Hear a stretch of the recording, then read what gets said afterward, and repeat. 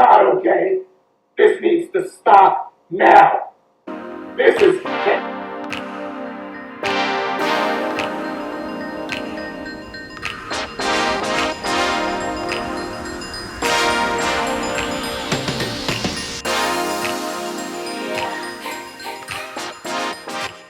Here's what we have, and here's the cue ball, and this is the 8-ball. It would make perfect sense to shoot the stripes, especially considering where the 8-ball is. But I'm choosing solids just because I like a challenge. No, that's not true. I'm picking solids because I don't like where this 12-ball is, and I'm not real big on being forced to shoot that 9-ball to start the game. Not that it's a problem, but it looks like this cue ball is going to head straight into the 13 if I shoot the 9 first. And I don't want to push that 13 into those two solid balls there, that 6 and the 7. Yeah, it's an issue. And this 1 ball's blocking the pocket. I just feel more comfortable shooting the solids. Yeah, here's the pattern I'm seeing, starting with the 3-ball.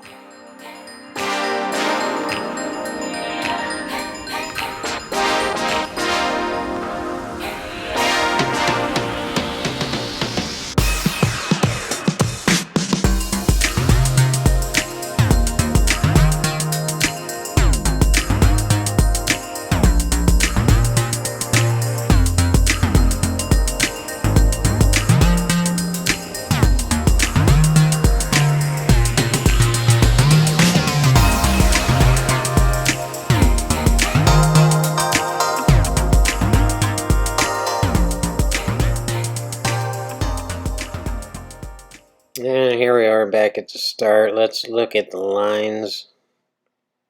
And on this 3 balls, first ball I'm shooting, I know I'm going to hit this 1 ball, but I wound up hitting it too full, as you'll see. But I intended to just skim it on the top and come down to right about here for the left side of this 4 ball and just kind of stun it back for the right angle on the 2 to get back on the 1 and get high on this 5 ball. So I want to be about here on this 5 to get straight in, or a little bit to the left hand side of the 6 to pull it out for a little bit on the left hand side of the 7 to get perfect on that 8 ball. But right from the start, that whole pattern gets kind of screwed up, and I'm going to show you what happens right now.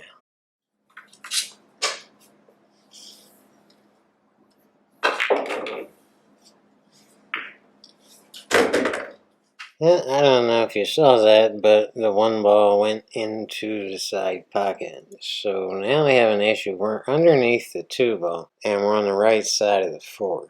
So I still need to get high on this 5 ball, so if I would shoot the 4 first, I would have to draw back to about here up under the 2 ball, which is going to make it hard to get the right position on the 5 in order to get right on that 6. So instead of doing that, I'm going to do this right here, and this is pretty damn dangerous. And I'm going to try to get a little bit on the left-hand side. If you're looking straight down the 4-ball shot, which I'm now shooting in this side pocket, I'm going to try to get on a little bit on the left-hand side of the 4 in an attempt to get that right position on that 5. Now I'm going to be a little further away from the 5 than I would have been if I hadn't sunk the 1 ball accidentally. The plan would have went as planned, and everything would have been fine. So I'm just settling for a little bit of a longer shot, and that in itself is going to get me in trouble, but we're going to resume here. This is a dangerous shot on the 2. I'd recommend just shooting the 4 ball first, and maybe even just hitting a stun shot on the 4, and just take what you can get on the 2 and just do your best to get right on the 5 from there. It's probably a better plan, but you know me.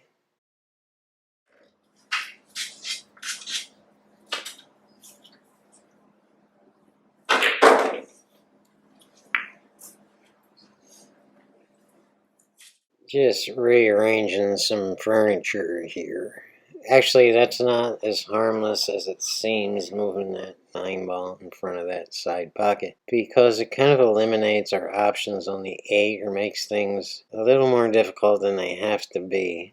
especially going from this 4 to the 5 and getting right on the 6 to shoot the 7 and get on that 8. So yeah, you never want to run into balls. You never want to move balls around, especially after you plan the whole table, which should have been from the start. So yeah, now we have an issue on that 8, and where do we want to be now? And do we have to shoot this 5 ball a little bit different than we originally planned? And some racks are easy, and we keep it easy all through the rack, and everything goes as planned. And some racks, we kind of take what's easy and we make it more difficult for ourselves, and that's one of these racks.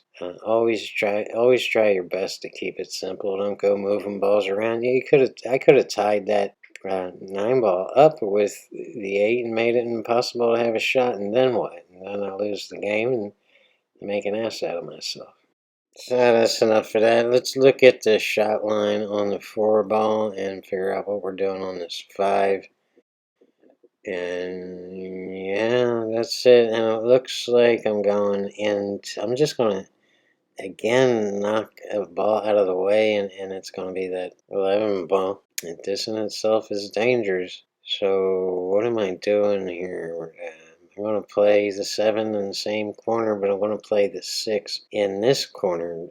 Yeah, the right-hand top corner, and that should allow me to come up between that space, between the 11 and the 13. You don't want to hit this 11 ball too hard and close up that space, so you're just barely skimming it. Now I'm trying to get on the 7 first and then the 6, so it'll make more sense to you as we play a couple shots here.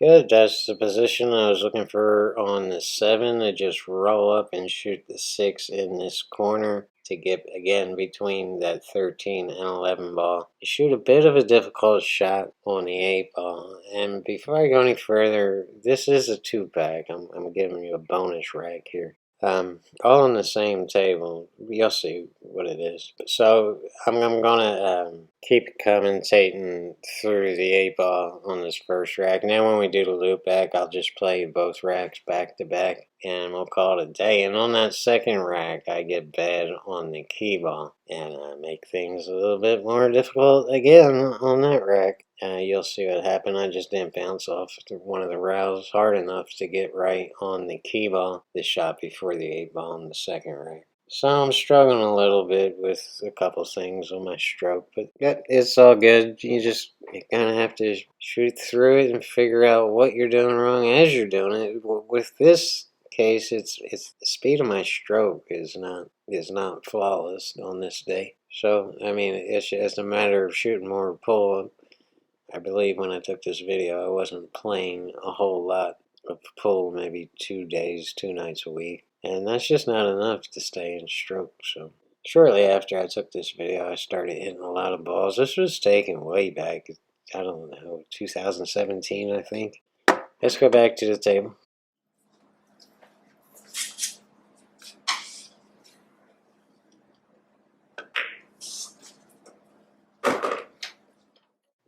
As you can see, I'm just stunning out to get between those 2 balls, and I'm not going to have a super easy shot on the 8 ball. And there's other ways to do this. I could pull this back to that left-hand side rail and bounce off and try to get a lot closer to the 8 ball. But if you notice this line right here, it's the same exact shot. So, I mean, the only difference is the distance between those 2.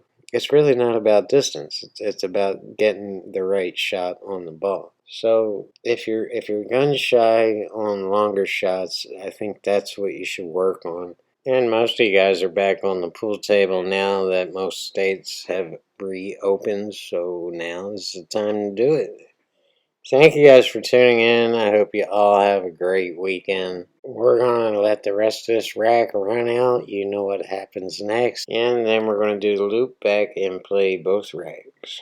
And my buddy Frank makes another appearance at the end of this video. Peace, everybody. Thank you for all your support. And hey, if you haven't checked out the video of me and Mark Hillier yakking away about pool, I really think you should check it out. I will link that for you in the top right hand corner.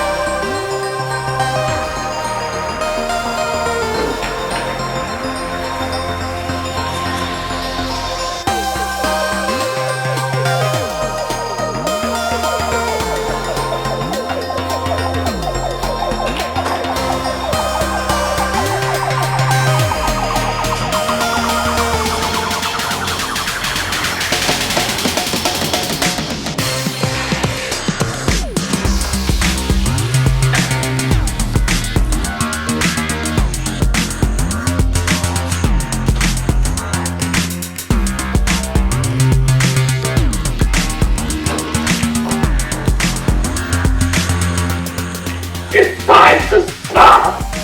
It's time to stop, okay? No more!